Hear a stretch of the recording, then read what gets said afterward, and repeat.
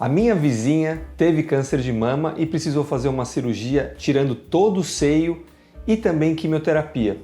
Por que que para o meu tumor não vai ser preciso fazer o mesmo tratamento? Porque existem diversos tipos de câncer de mama. Vem comigo que eu vou te explicar como faz para diferenciar cada um desses tipos. Existem diversos tipos de câncer de mama e para separá-los nós precisamos investigar a presença ou ausência de 3 marcadores: receptor de estrógeno, receptor de progesterona e HER2. Como é que eu faço essa investigação? Pois bem, quando você coleta uma biópsia ou faz uma cirurgia e que você tem o tumor para ser analisado, você precisa utilizar uma técnica chamada de imunohistoquímica. O que é essa técnica de imunohistoquímica? Pense como se fosse uma tinta que você vai passar por cima das células tumorais.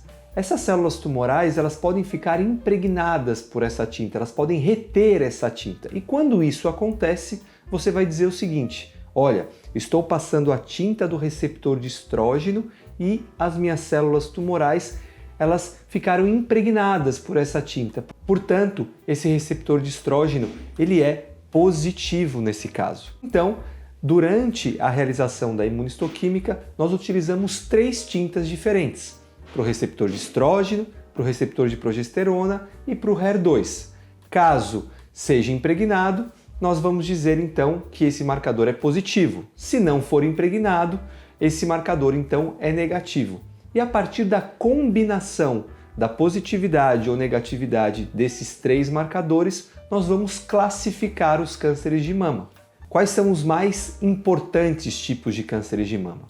Quando você passa o marcador dos receptores hormonais, receptor de estrógeno ou progesterona, e ele fica positivo, significa que esse tumor ele é dependente de hormônio. Toda vez que você tem um hormônio feminino passando pela corrente sanguínea, seja por exemplo o estradiol ou progesterona, essas células tumorais, pelo fato de possuírem receptores hormonais, elas são capazes então de recepcionar esses hormônios e utilizá-los para se alimentar, crescer e se multiplicar.